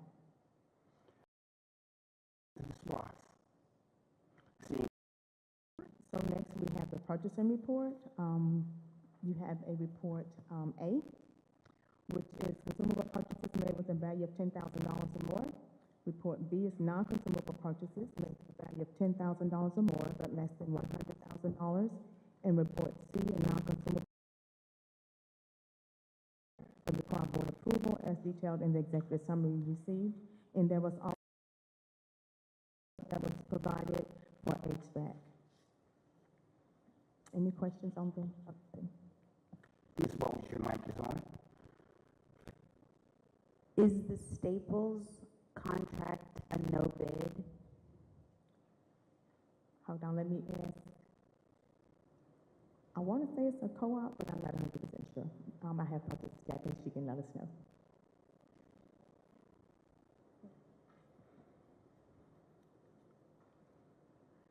And the B part of that question is not only am I wondering if the Staples contract is a no bid opportunity, but I'm wondering if it's annual or recurring.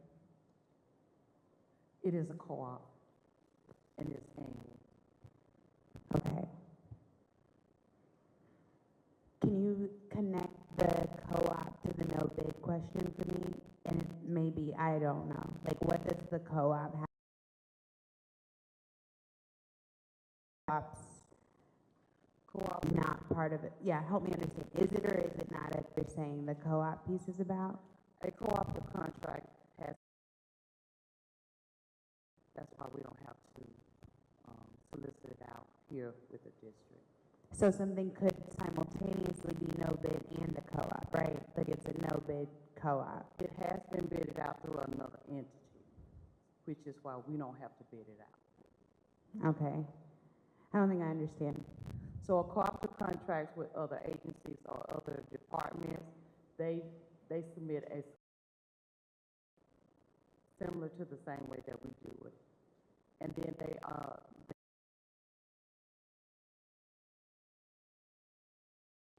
we are able to, sometimes we call it a piggyback off of those contracts, and we call them cooperative contracts. Okay. What I'm hearing is we don't open the bid.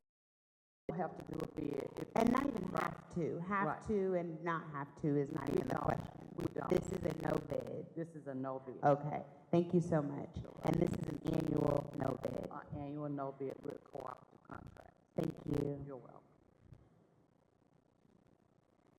Any other questions, board members, in regards to purchasing? Seeing none? So I have one more thing that's not on the agenda, but it's regarding, related to our finances. We talked about it with some of you in the meetings on Thursday. And Mr. Wall is here to also speak to it. And one of the board members asked that we bring it up tonight. We will need to do a TAN for this year. You know, we talked about it last year because of the tax bills going out late. Well, they're going out late again due to the legislation. The many of you that live here in the county know we just got our assessment notices, and we're not the final digest until next month in August. Speak.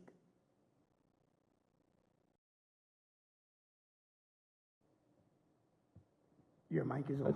Thank you, Mr. Chair. We don't have this on the agenda to speak, so I was just going to ask about that. I got you. All right. Is it urgent that we have this conversation about that now? No. All right, let's hold it for next Monday. Okay. Thank you, Mr. Doyle.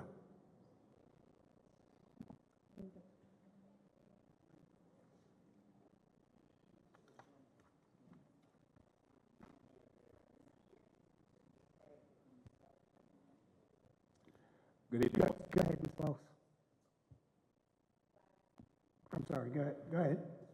By waiting till next month, Not next month, next Monday. excuse me, by waiting till next Monday, which happens to be next month, to have the TAN conversation, does that impact anything wise? Right. I think we asked this bid until next Monday. Right. And secondly, if we wanted to add that to the agenda, we were doing the adoption of the agenda. Good evening. The SPLOST construction update for the month of July were $17.27 million. There were no change orders for this period. To go read. Your mic is on. Yes, I have a question. Go, as Mr. Christmas mentioned, our schools on day one. Please tell me I'm going to see some playground equipment at Lake Ridge or in some of the other, don't shake your head now, I've been asking y'all for 3 years, 3 long years. So, Is it up? yes, ma'am. Okay, now my other question is this. I see pictures, but I don't know if it's on their property. There could be pictures from anywhere. The other question, I asked this question about replacement of these gym floors. So Lake Ridge, I think you all maybe just did a bid or something on it. You have some schools where we're going to replace the gym floors in the elementary schools. How long is, I sent you the same pictures for the playground and this for the gym floor. Yes, ma'am. Thank you for your question. I know that the facility started the one in the Ox Gym at Jonesboro this week, but I will get you an. Okay, but you said Jonesboro. I'm talking about elementary. I'm talking about, yeah. I'm clear. I'm clear on your request. Because I don't want it to take 3 years. You all have known this, and then back to my question about these parking lots. When will The facilities team to get you an answer on that as well. Thank you Yes, ma'am. so much. See, we already working him in. He's new. Thank you. You're very welcome. Building report, right, Mr. Joseph? Yes, ma'am. Okay, I want to just thank you all. the Early Learning Center. I noticed is, for example, if we're up a Riverdale Road, it's looking like it's a there. Is that correct? Yes, what you see there, we are waiting for Georgia Power to relocate a pole and the permanent entrance to the Riverdale Learning Center off of Riverdale Road. It will be installed once the pole is removed. Okay, so is that going, it's just temporary? Is it staying? Yeah, no, once we install the permanent road, we will remove the temporary road. Okay, I hope we don't have an entrance right there, though. You know where I'm like, because you see Valley Hill runs into upper, that, for somebody that's coming flying around, I know I ride kind of fast there, even though I think the speed limit's 35. On a good day, I might be doing 45 or 50. And if I say, oh, wait a minute, here's the Early Learning Center, let me make this turn, and I go in there on 2 wheels, I can see me into the building, because I don't think we need to have that as an entryway, is what I'm saying. You're absolutely right. So Okay, I just want to be sure, so when we put this nice fence around the place, you know, we don't want people to be able to come right there, and we are doing the fence, is that correct? yes, we are doing the fence, and Okay. so we're working with Clayton County DOT as well as the city of Riverdale. The original plan showed the intersection at Valley Hill. The city of Riverdale located, given the angle that Valley Hill is coming in, so we've accommodated them, which is the domino effect of that, having us to relocate the pole, and so all that works it's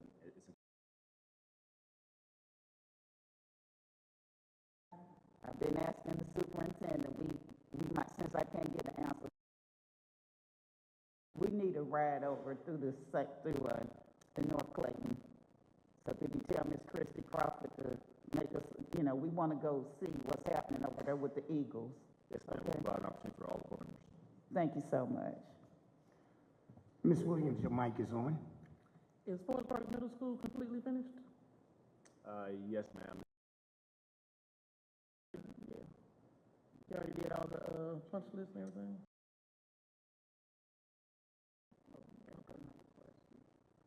I'll let you know when I go there. Yes, ma'am. Lori? I'm sorry, I forgot one other thing. Will we be seeing some new furniture, nice chairs, leather, additional chairs in the suite at the arena at South Lake? Yes, ma'am. I don't have an He's update. looking kind of funny, like, huh? I don't have an update. We talked to the team about adding some additional furniture at the arena. I don't know where we are in the process. I know they're focusing on the schools, again, children eat first. We focusing on schools. I'm just asking you this question because I have already gone around to all of those suites and I've counted how many chairs are in there, and I noticed that we don't have the nice chairs in the suite where they need to be at, and we need some more up in there. You understand? Yes, ma'am. So We'll you take get care the of it. schools together, but go on and put your order in for the nice, you know. Yes, ma'am. We'll take care of it. Okay, thank you. Is that it for you? Okay. Mic's on. Mr. Joseph, I just have a quick question in regards to the parking lot that Ms. Lori spoke of. Is Perry on that list as well? I mean, because their parking lot is pretty janky as well. Yeah, we'll work with the CEO, we'll work with facility service and provide an update. Thank you. Thank you, Mr. Chair. The employee's been here all day.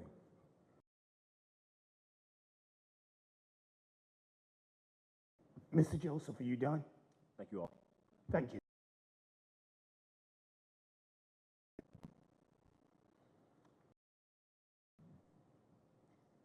Good evening, Mr. Chair, members of the board, Interim Superintendent Dr. Hendricks, colleagues, and community members. The Personnel Changes Report summarizes all personnel actions for the period of June 9th through July 13th, 2026. Human resources updates were submitted to the Board of Education for your review. I will share that at time of submission of our report, around July 13th, there were 138 teacher vacancies. As of today, there are 105, which equates to about 97% of our. In light of the vacancies, the Division of Human Resources is partnering with the academic trio, is engaged in ongoing, well-planned professional learning. I am happy to answer any questions. Are there any questions? Ms. Tellis Cooper, you're up. Good afternoon. Good afternoon. So, well, evening rather.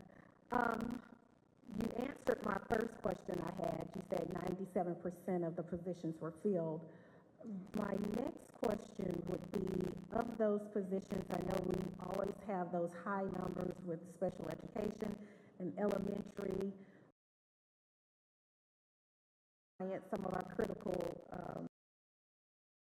classes that we need. What are we doing, a last push to try to, or what's the plan that we have?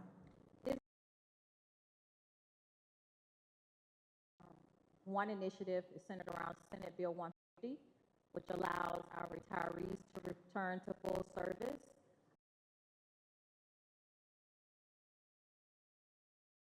Retirement benefit and be compensated as a teacher of record. Vacancies that closely relate to their degree area.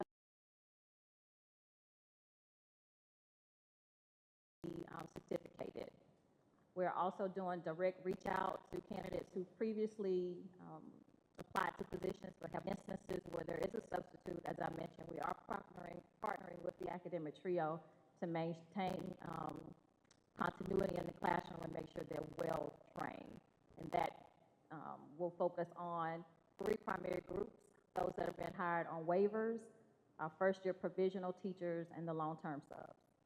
If I may add one more thing, Ms. Albritton, we are piloting a program and it's going to start at Stillwell and Mount Zion, where we have a teacher who's a very good teacher at one school, and we're beaming that teacher, for lack of a better word, I guess I'm citing my age, Star Trek, but we're beaming that teacher into the other school so that we can start to utilize our teachers in that way as well. Many of us who went to programs, college programs, I've heard someone tell me even their high school used this many years ago. And because we've learned many things through the pandemic and you know, during that time period with our virtual ability, we're piloting some of that this year to see how well it goes and see how widespread we can use it for the future as well.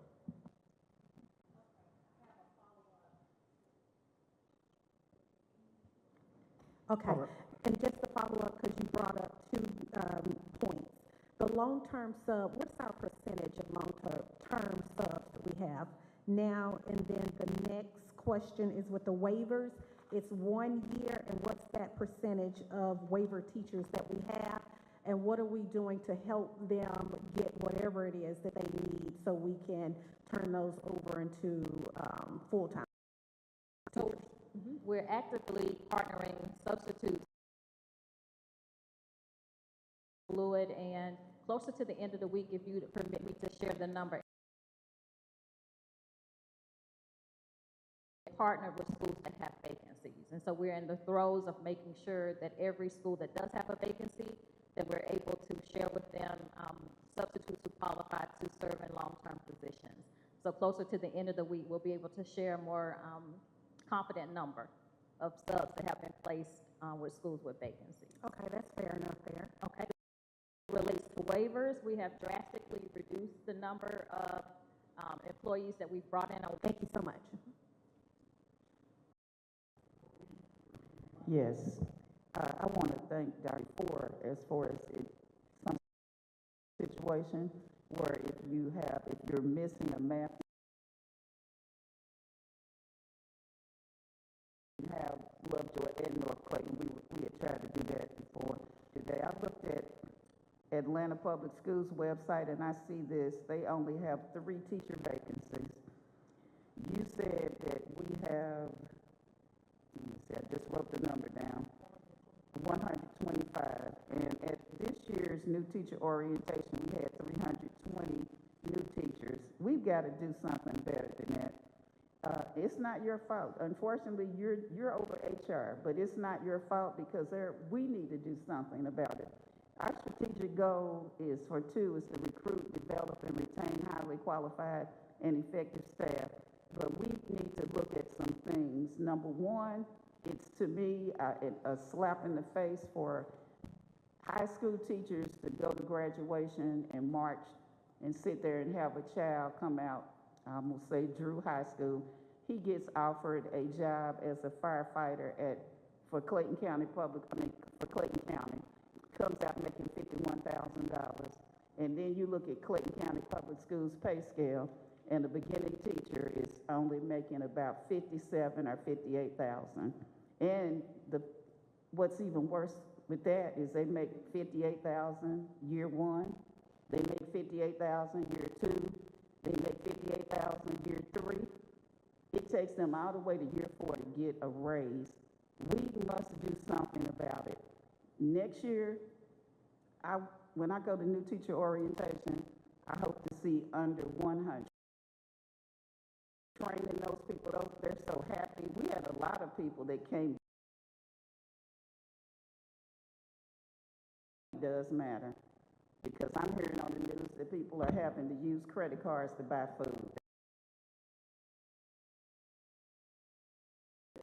My suggestion is, even though you're saying that we're only getting a waiver for doing waivers for more than 1 year, I know that in contact with the PSC, they are willing to work with the school district to help us do what needs to be done. So this is something that we really need to look at, and I appreciate you for the effort you're making to try and have a certified person, because our subs are going to other school districts. We cannot continue to operate like this and then the other thing is, this is for you principals out there. Now, we've had 320 new teachers, and already we're getting emails from the new teachers because they come to your school and you're telling them what they cannot do in their classroom. They can't put stuff on the wall. Now, your classroom that's your place. We should not already be getting emails like that because they'll be saying, shoot, I can't wait till the end of the year, I'm out of here. Principals, don't run the people away already. We don't even have the children haven't even come in the building yet. Can you be nice to them? Because I know if I walk in your office, I know you got something on your, that's your place, a home for the children that are coming in there. Let those, it's a comment. Yeah, it was a great. Thank you. Pay attention to a lot of the things that deal with retention. When you say that individuals who work in education, I think it's something for us to consider. I hope that more than just principals will consider how they comport themselves. View us totally. I did get that email too, Dr. Gloria, and you're right. Teachers should be able to put things on their walls, and that's what we hold true to. And we're handling that situation, making sure that it's an isolated situation. The majority of our people do well. I would just ask everybody once again, and I asked this once before, if you supervise people, and that's most of the people sitting in this room, everybody in this room actually, watch how you comport yourself. Treat people the way you want your mother, your children, your brother, your sister treated, and you will help. That's a very valid point as well. But I think if people, and I'll remind you, the children are watching us, so let's be better together. Thank you. Hi, Ms. Albritton. Quickly, could you just explain the transfer process for teachers? Yes. So beginning at the top of the calendar year, we opened the volunteer. The initial phase is the employee, because it's open to all district employees, acknowledging that they want to be considered for transfer. And to do that, they complete a document, just acknowledging that they want to transfer. There's a set of criteria.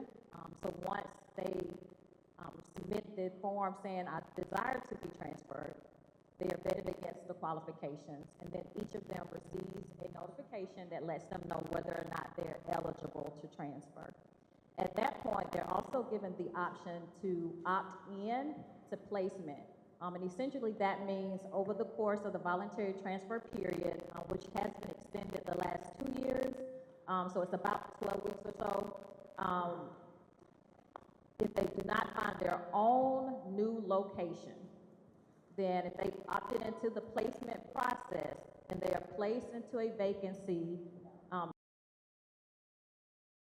for an area for which they post all the positions, I opt into the process, I apply to 5 or 6 schools. If those 5 credentials and I opted in, then I'm placed.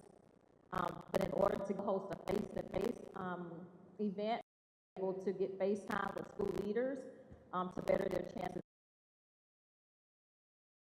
Okay, so this is done only at the first of the school year? So it's done in January with final notification going out in about.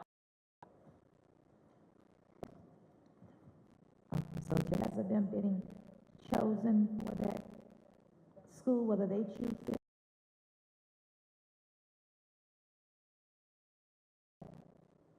So they get the acknowledgement, they're notified whether or not they're eligible for transfer, and then there are a considerable number of weeks that they have to find their own to include participating in the face-to-face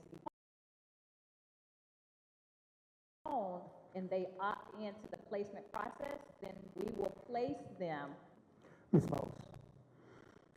I just wanted to close out with an HR, sometimes the comparison to the grandstanding is insulting and too reductive of some of the progress we've been making, and ultimately, I'm seeing a positive year-over-year trend when it comes to teacher recruitment. And this year, with vacancies to 138, down from almost 300 just a couple of years ago, is progress I just wanted to highlight. I don't think there's any colleague or team member or leader in the education space, but certainly on this dais, who doesn't wish that our teachers were paid what they are worth and what they deserve. And we know that comparisons require comparisons with those tax districts, with the business sector, and of our control. So I know it's not you who more, and I know it's certainly not the board, and just wanted to acknowledge all educators around the world deserving more. So thank you for all of the hard work that you and your team continue to do. The team and I appreciate it. You're welcome. Ms. Williams.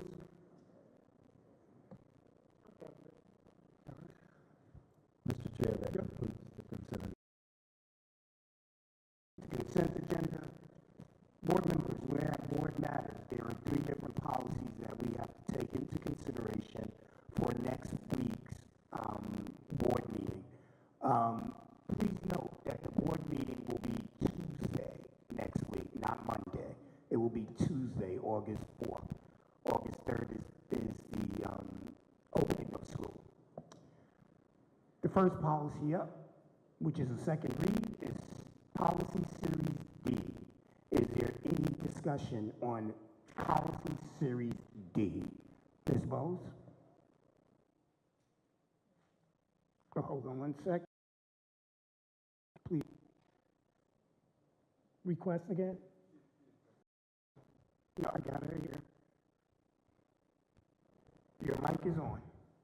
I didn't have any comment. I was just going to ultimately say thank you to a combination of the finance and policy teams in accordance with another legislative update, specifically Senate Bill 33. We used to only be able to maintain an allowable between 13 and 15%, but that bill makes it so that we can have 25% on hand. And I noticed that the policy D series is to address that, which is smart. So well done, finance and policy. Thank you for that. The next policy that we have to consider is Policy Series E. This is our second read. We will vote on this next Tuesday. Is there any discussion in regards to Policy Series E? Looking to the left, looking to the right, I see none. Let's now move on to Policy Series G as in girl, CRD. Second read. We'll vote on this next Tuesday. Is there any discussions in regards to Policy GCRD? Looking to the left, I see no lights. Nope. Mr. Doyle, you're on.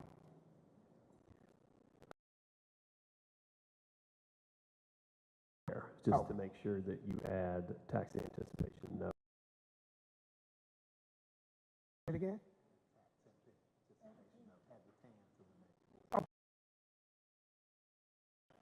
All right, thank you for that. Any discussion in regards to Policy Series GRD? Seeing none, we now will move to the business agenda, in which we have to approve the proposed board meeting agenda for August 4th, 2026. And with that, we would like to have an additional item added, which is going to be the TAN. Can I get a motion to add the TAN to the proposed agenda for next Tuesday? Mr. Christmas, your mic is on. I move that we add the TAN to the agenda of next week. Ms. Tellers Cooper, your mic is on. Second. The motion has been. Give me 1 second here. Yeah. 1 second, folks. Board members, this meeting is adjourned. The time is 8:30.